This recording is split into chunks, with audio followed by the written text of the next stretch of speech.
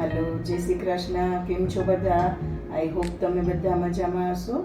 આજે આપણે બનાવીશું ખૂબ જ હેલ્ધી મગની દાળની સેન્ડવિચ, અને જે આપણે બિલકુલ જ મેંદાનો કે બ્રેડના ઉપયોગ વગર બનાવીશું. મેં અહીંયા 2 કપ મગની દાળને 4 કલાક પહેલાં પલાળીને રાખેલી હતી. તમે જોઈ શકો છો આપણી દાળ એકદમ સરસ પલળી ગઈ છે. તમારી પાસે જો ટાઈમ ન હોય વધારે તો કમસે કમ 2 કલાક પહેલાં પલાળી દેવી. હવે આપણે મગની દાળ એકદમ સરસ પલળી ગઈ છે. આપણે એને મિક્સર જારમાં લઈ લઈશું અને હવે આપણે એની એકદમ સરસ સ્મૂથ પેસ્ટ બનાવી લેવાની છે.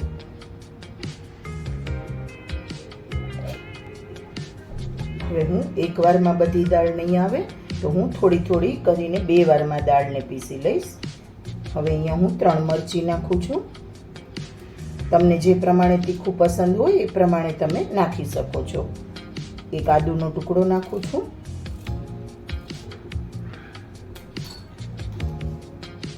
હવે હાફ ટેબલ સ્પૂન હું અહીંયા મીઠું નાખું છું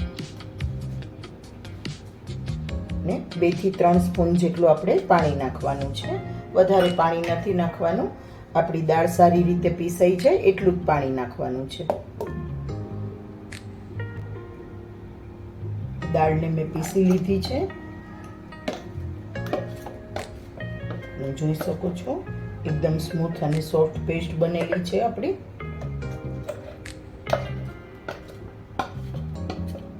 હવે આપણું મગની દાળનું બેટર રેડી થઈ ગયું છે.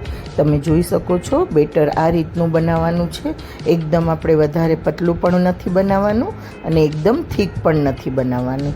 આ રીતનું બેટર બનાવી અને આપણે 2 થી 3 મિનિટ એને સારી રીતે એકદમ એક જ સાઈડ ચલાવતા રહીશું અને એને આપણે 10 થી 15 મિનિટ માટે રેસ્ટ આપી દઈશું.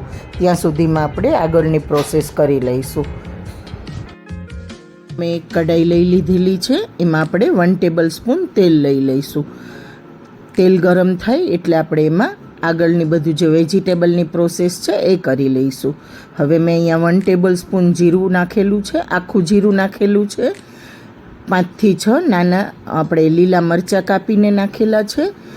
લીલા મરચાં તમને પસંદ હોય તો તમે નાખી શકો છો. જો તીખું ન પસંદ હોય તો સ્કીપ કરી શકો છો.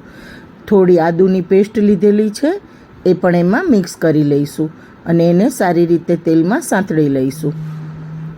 આમાં તમને જે વેજીટેબલ પસંદ હોય એ તમે નાખી શકો છો. મેં અહીંયા 4 થી 5 મોટી ડુંગળી લીધેલી છે.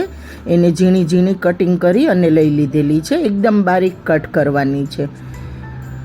હવે ડુંગળીને પણ આપણે સારી રીતે તેલમાં સાંતળી લઈશું અને આ બધું વેજીટેબલ આપણે ઓવરકૂક નથી કરવાનું. 40 થી 50% ચડે એટલું જ કૂક કરવાનું છે. હવે મેં અહીંયા 1 કપ કોબી લીધેલી છે કાપીને. એને પણ આપણે ઝીણી ઝીણી કાપી લેવાની છે.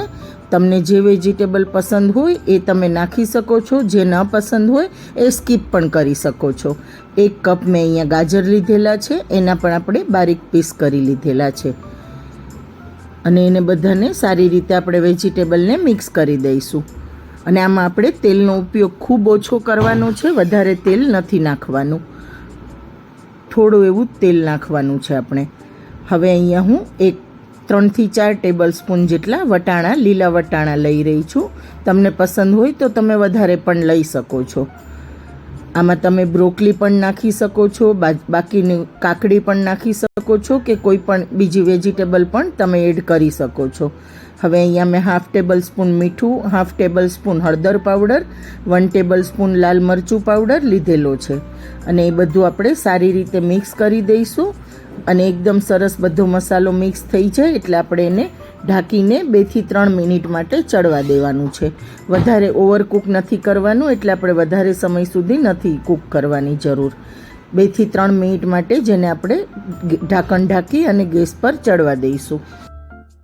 મગની દાળનો આ નાસ્તો ખૂબ જ ટેસ્ટી બને છે અને ખૂબ જ હેલ્ધી બને છે. તમે બાળકોને લંચ બોક્સમાં પણ આપી શકો છો, હસબન્ડને ટિફિનમાં પણ આપી શકો છો. આમાં આપણે બિલકુલ જ બ્રેડનો ઉપયોગ નથી કરવાના એટલે બાળકો માટે તો ખૂબ જ સારો નાસ્તો છે.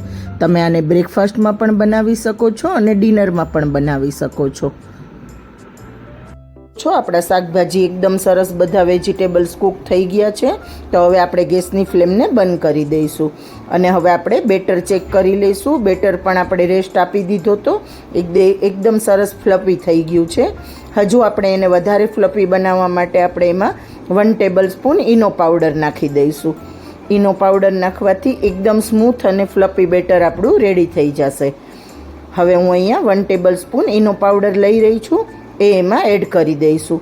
ઈનો પાવડરને એક્ટિવ કરવા માટે આપણે આમાં લીંબુનો ઉપયોગ નથી કરવાનો, ફક્ત આપણે એને સારી રીતે ચલાવતા રહેવાનું છે.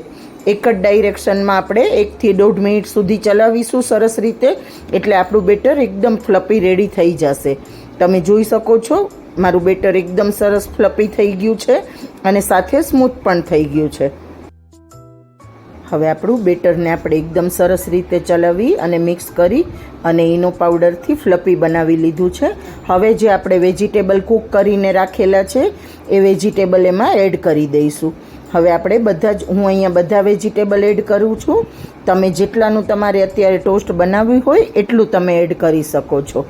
હવે હું અહીંયા બધા જ વેજીટેબલ એમાં સારી રીતે મિક્સ કરી દઈશ અને એમાં આપણે એને ચલાવી અને સારી રીતે એડ કરી દઈશું બેટરની સાથે. તમે જોઈ શકો છો મેં અહીંયા બધા વેજીટેબલ નાખી દીધા છે એમાં. અને જો અત્યારે તમને મીઠું કે કંઈ ઓછું લાગતું હોય તો તમે આમાં નાખી શકો છો વેજીટેબલ મિક્સ કરો ત્યારે.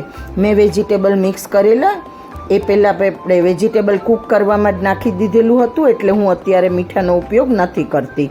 તમે જે પ્રમાણે કંઈ એડ કરવું હોય તો અત્યારે કરી શકો છો. હવે આપણે એને બેટરમાં સારી રીતે મિક્સ કરી દઈશું. હવે મેં અહીંયા ટોસ્ટર લઈ લીધેલું છે, બંને સાઈડથી તેલથી સારી રીતે ગ્રીસ કરી લઈશું. આ રીતે બંને સાઈડથી આપણે એને ઓઇલ લગાવી અને ગ્રીસ કરવાનું છે. અને આપણે આમાં જે આપણે બેટર બનાવીને રાખેલું છે એ એમાં ભરી દઈશું. બેટરને એકદમ સારી રીતે આપણે પાથરી દેવાનું છે. ખૂણામાં પણ ચમચીની મદદથી તમે પાથરી શકો છો. અને આમાં આપણે એકદમ વધારે બેટર નથી ભરવાનું, નહીંતર જ્યારે તમે સેન્ડવિચને ટોસ્ટ કરશો ગેસ પર ત્યારે એમાંથી બેટર બહાર આવવા લાગશે. એટલા માટે તમે આરામથી ટોસ્ટર બંધ કરી શકો એટલું જ બેટર આપણે અંદર ભરવાનું છે. આ રીતે આપણે બેટરને એમાં સેટ કરી દઈશું. તમે જોઈ શકો છો મેં એકદમ વધારે બેટર નથી ભરેલું. એને સારી રીતે બંધ થઈ જાય અને બંધ કરવામાં પણ બિલકુલ બહાર ન આવે એ રીતે આપણે બેટરને અંદર ભરવાનું છે.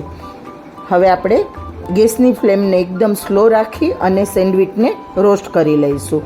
તમે જોઈ શકો છો મેં અહીંયા ગેસની ફ્લેમ ફાસ્ટ નથી રાખેલી, એકદમ સ્લો રાખેલી છે. જો તમે ફાસ્ટ ગેસ પર બનાવશો તો સેન્ડવિચ અંદરથી તમારી કાચી રહી જશે અને બહારથી એકદમ ક્રિસ્પી થઈ જશે. એટલા માટે આપણે એકદમ સ્લો ગેસની ફ્લેમ પર એને બંને સાઈડ રોસ્ટ કરવાની છે. એક સાઈડ સારી રીતે રોસ્ટ થઈ જાય 2 મિનિટ સુધી, પછી જ આપણે એને બીજી બાજુ પલટાવવાની છે. અને આ રીતે બંને સાઈડ આપણે 5 મિનિટમાં આપણી એક ટોસ્ટ સેન્ડવિચ તૈયાર થઈ જશે. આ રીતે આપણે સેન્ડવિચ બનાવવાની છે.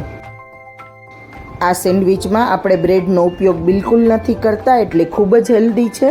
તો તમે પણ બનાવીને જરૂરથી ટ્રાય કરજો. હવે આપણે 2 મિનિટ સુધી એક સાઈડ રોસ્ટ કરી લીધી છે. હવે આપણે એને બીજી બાજુ પલટાવી અને બીજી બાજુથી પણ રોસ્ટ કરી લઈશું.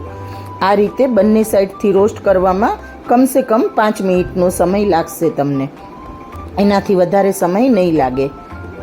હવે આપણે બીજી બાજુથી પણ એને સારી રીતે એકદમ કોક કરી લઈશું. તમે જોઈ શકો છો મારું બેટર બિલકુલ જ બહાર આવતું નથી, એટલે તમે આ રીતે બેટર ભરશો તો તમે જ્યારે ગેસ પર મૂકશો ટોસ્ટરને ત્યારે બેટર બહાર નહીં આવે. મારા ઘરમાં બધાને જ આ સેન્ડવિચ ખૂબ જ પસંદ આવે છે, મારા હસબન્ડને, બાળકોને, સાસુને, બધાને જ. અને મારા હસબન્ડે તો આ વખતે કહી દીધું છે કે હવે આપણે સન્ડે બ્રેકફાસ્ટમાં આ સેન્ડવિચ જ બનાવવાની છે. તો તમે પણ બ્રેકફાસ્ટમાં પણ બનાવીને ટ્રાય કરી શકો છો કે ડિનરમાં પણ બનાવીને ટ્રાય કરી શકો છો. તમે એને એ ખાવાથી તમને બિલકુલ જ હેવી નહીં લાગે, ખૂબ જ આસાનીથી બની જાય છે. અને બધી જ વસ્તુ આપણે ઘરમાં હોય એમાંથી જ બનાવવાની છે, કોઈ સામગ્રી બહારથી લાવવાની પણ જરૂર નથી પડતી. તમે જોઈ શકો છો અહીંયા આપણી સેન્ડવિચ એકદમ સરસ ટોસ્ટ થઈ ગઈ છે. તો હવે આપણે એને બંને સાઈડથી ખોલી અને ચેક કરી લઈશું. તો તો ચાલો આપણે ગરમા ગરમ સેન્ડવિચને ગ્રીન ચટણી સાથે અને કેચઅપ સાથે સર્વ કરીએ. મારી આજની રેસીપી તમને ગમી હોય તો લાઈક, શેર અને કોમેન્ટ જરૂરથી કરજો ફ્રેન્ડ્સ. મારી ચેનલ પર નવા હોય તો સબસ્ક્રાઈબ જરૂરથી કરજો. અને તમે પણ એકવાર આ રેસીપી બનાવીને જરૂરથી ટ્રાય કરજો અને મને કોમેન્ટ બોક્સમાં જણાવજો તમને મારી આજની રેસીપી કેવી લાગી. Thank you friends. અને ટેસ્ટી સેન્ડવિચ તૈયાર છે, તો ચાલો બધા ખાવા માટે આવી જાઓ.